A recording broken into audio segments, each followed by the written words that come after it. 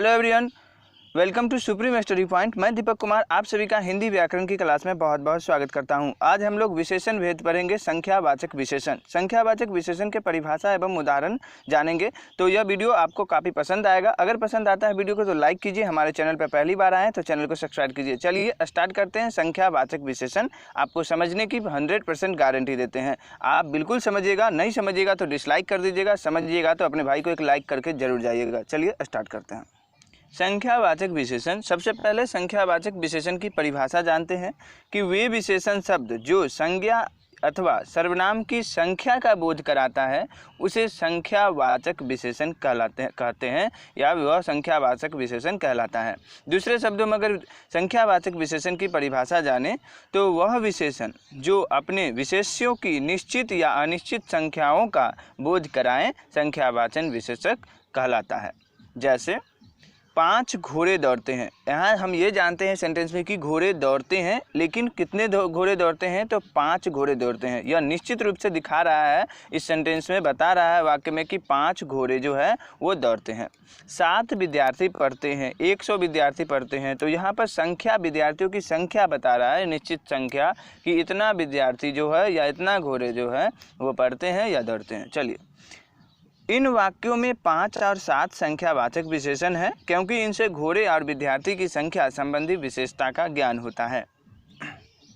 अब जानते हैं संख्यावाचक विशेषण के भेद। तो संख्यावाचक विशेषण के 2 भेद होते हैं, एक निश्चित संख्यावाचक विशेषण और दूसरा अनिश्चित संख्यावाचक विशेषण।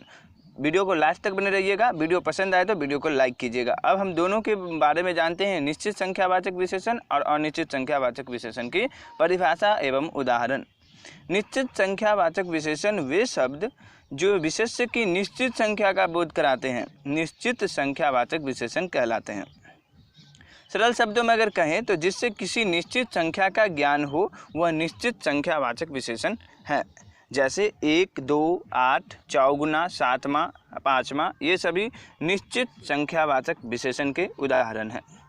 अब हम कुछ वाक्य से चर्चा कर लेते हैं। जैसे कि मेरी कक्षा में 40 छात्र हैं। तो मेरी कक्षा में कितने छात्र हैं तो 40 छात्र। यहाँ पर निश्चित रूप से बता रहा है कि छात्रों की संख्या कितनी है तो 40 है। कमरे में एक पंखा है। तो यहाँ भी पंखे की निश्चित संख्या है 1। कमरे में पंखा की संख्या कितना है 1 है। डाल पे 2 चिड़ियाँ बैठी है। तो यहाँ पर क्या हो जाएगा 2 चिड़ियाँ जो बैठी हुई है और निश्चित।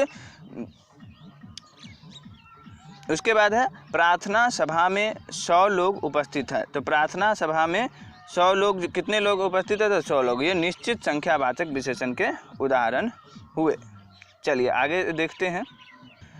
अब देखते हैं इन सभी वाक्यों में विशेष्य की निश्चित संख्या का बोध हो रहा है। जैसे कक्षा में कितने छात्र हैं तो 40, कमरे में कितने पंखे घूम रहे हैं तो 1, और डाल पर कितनी चिड़िया बैठी है तो 2, और तथा प्रार्थना सभा में कितने लोग उपस्थित हैं तो 100। करते हैं अनिश्चित संख्यावाचक विशेषण की। अनिश्चित संख्यावाचक विशेषण वे विशेषण शब्द जो विशेष्य की निश्चित संख्या का बोध न कराते हो वे अनिश्चित संख्यावाचक विशेषण कहलाता है। अगर आप इस विशेषण की परिभाषा और विशेषण के भेद से परिचित नहीं है तो उसका वीडियो प्लेलिस्ट में है, वहां से आप देख सकते हैं। आप संज्ञा हो, सर्वनाम हो, विशेषण, वर्ण विचार या शब्द विचार किसी भी तरह का हिंदी व्याकरण का वीडियो देखना चाहते हैं तो हिंदी ग्रामर नाम से प्लेलिस्ट में फाइल बना हुआ है, वहां से आप जाकर टोटल हिंदी व्याकरण की वीडियो देख सकते हैं।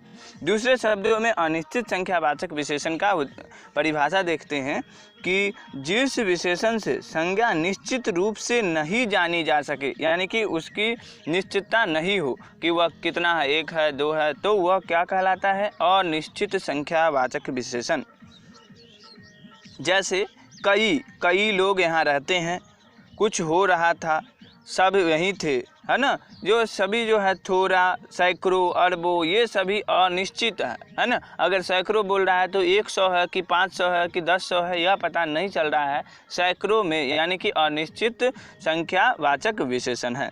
कुछ उदाहरण देख लेते हैं ताकि आपको काफ़ी समझ में आएगा। कोई भी एग्जाम में आपसे अनिश्चित, अगर कंपटीशन एग्जाम की तैयारी कर रहे हैं तो उसमें आपसे कोई यह नहीं पूछेगा कि अनिश्चित संख्यावाचक किसे कहते हैं।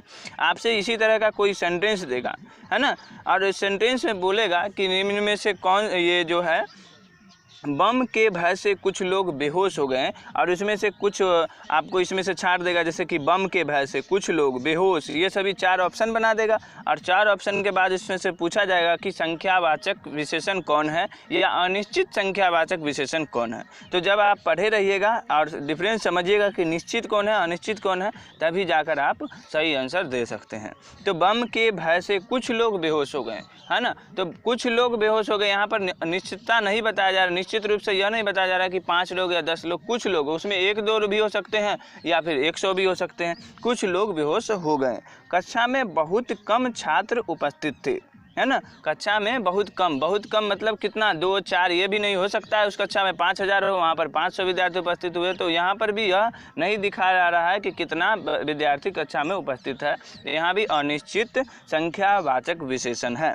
कुछ फल खाकर ही मेरी भूख मिट गई, यहाँ पर कुछ जो है यह भी अनिश्चित संख्यावाचक विशेषण है। चलिए आगे देखते हैं। इन सभी वाक्यों में विशेष्य की निश्चित संख्या का बोध नहीं हो रहा है, जैसे कितने लोग बेहोश हो गए, कुछ कितने छात्र उपस्थित थे, कम कितने फल खाकर भूख मिट गई, कुछ कितने देर बाद हम चले जाएंगे, ये कुछ, ये सभी अनिश्चित संख्यावाचक के उदाहरण हैं। तो उम्मीद करते हैं संख्यावाचक विशेषण आपको सही तरह से समझ में आ गया होगा। अगर सही समझ से आ गया होगा तो वीडियो को लाइक कर दीजिए, नहीं तो डिसलाइक करके जा सकते हैं।